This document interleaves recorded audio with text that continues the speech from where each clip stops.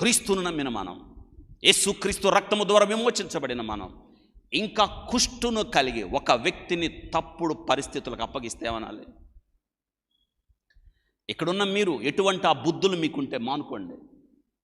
పక్క వాళ్ళు లేనప్పుడు వాళ్ళ మీద చాడీలు చెప్పకండి. నిన్ను నీవు నష్టపరుచుకోవద్దు. నీ దేహానికి నీ నోటి ద్వారా శిక్ష తెచ్చుకోవద్దు. గ్రూపులు కట్టి తగాదాలు పెట్టే దుష్ట సాంప్రదాయాలు మానుకోండి. ఎందుకో తెలుసా? అది మేలు చేయకపోగా నిన్ను నష్టానికి తీసుకొని వెళ్తుంది. ఇదే కుష్ఠరోగం.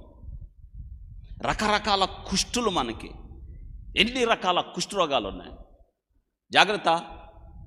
ఈరోజు వాక్యం తెలియకపోతే సరే, వాక్యం ఎరిగి వాక్యానుసారంగా జీవించక, వాక్యము ఎరిగి వాక్య సంబంధముగా మనం వెలిగించబడి ఇంకా లోకము పద్ధతులు సంఘములకి నీ ద్వారా నా ద్వారా వస్తున్నాయంటే, అననీయ సప్పేరాలను ఏం చేశాడు తెలుసా? అననీయా, చూసారా నువ్వు ఎంత సాహసం చేశావు? ఇంతకి అమ్మావా? ఎందుకు మోసం చేశావు? నీవు అమ్మినప్పుడు అది నీదే కదా. అంతే అండి, చచ్చిపోయాడు. దీని వెనక మనం అంటాం, చంపేయాలా, చచ్చిపోయాడా? అవును. ఎందుకో తెలుసా?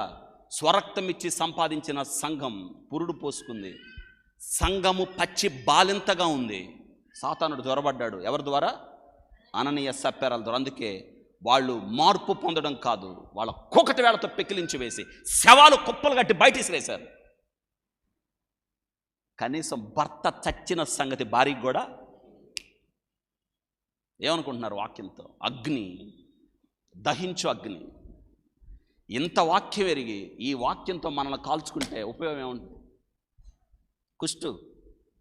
నేటి దినాన క్రైస్తవులు కుష్టుతో బాధపడుతున్నారు. బయటోళ్ళు కాదు.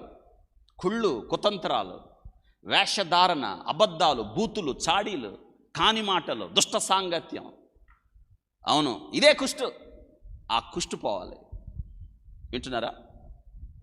మనం అనుకుంటే చాలాసార్లు కుష్టు అంటే అదాని కూడా కాదు. నేటి దినాన నీవు వాక్యం ఎరిగి ఆ రీతిగా జీవించకపోతే, వాక్యం ఎరిగి ఆ రీతిగా బ్రతకకపోతే, వాక్యం ఎరిగి ఇంకా తప్పుడు విధానాల్లో మనం జీవిస్తూ ఉంటే, తెలియక చేశాం. పౌలు గారు అంటున్నాడు, ఆ దినాన నేను తెలియక చేశాను, అందుకే కనికరించబడ్డాను.